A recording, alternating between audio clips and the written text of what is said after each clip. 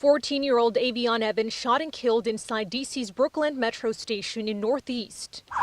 Tonight, police are still searching for the alleged shooter captured on this surveillance footage.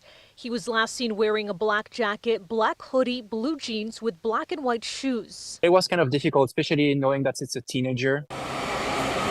Jordan Bonardell, a D.C. teacher, was on his way home when he heard the gunshot. He was on the ground, lying down, whole body, but he was just like not moving at all. He was like they were moving him like up, but no response at all. But I didn't see any blood. I couldn't see where, he was shot because after that I had to leave the station. Police say a group of teenagers were involved in a fight on the metro platform on Thursday evening. The suspect, who was not involved in that fight, pulled out a gun and shot Evans. It's unknown how many shots were fired. Evans was pronounced dead on scene. Officials say special officers were already at the metro station. They helped others take cover during the shooting and tried helping Evans.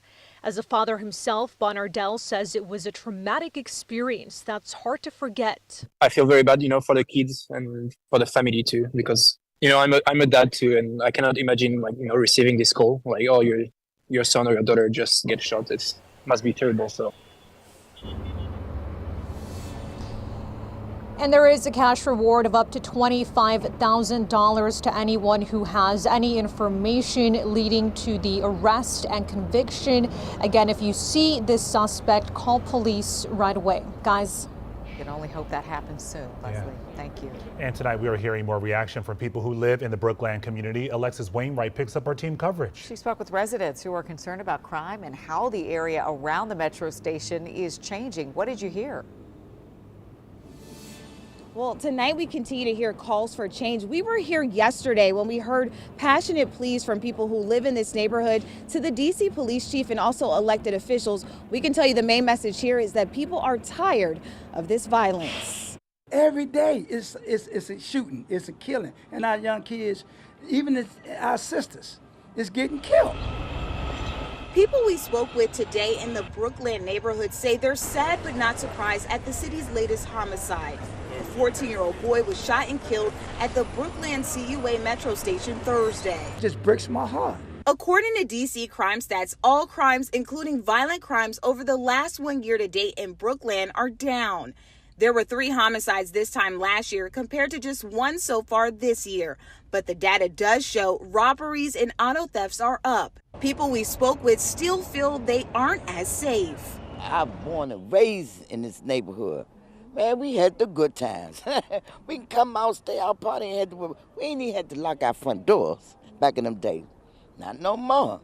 It's just sad. A woman who didn't want to be identified says she lost her son in this neighborhood when he was shot and killed during an armed robbery a few years ago. And I noticed your emotion today.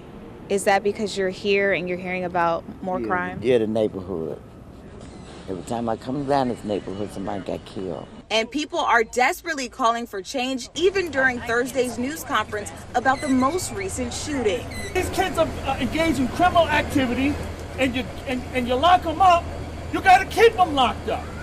Period. Day before yesterday, introduced legislation specifically related to juveniles and how we will move forward in that space with ensuring that juveniles who commit the same type of crimes that you just alerted to will be held accountable. I stand with neighbors that are calling for action. I'm working directly with government partners with MPD. I will be having a public safety meeting early next week to address this incident and others. The law is supposed to be a little more stiffer to give them something to think about.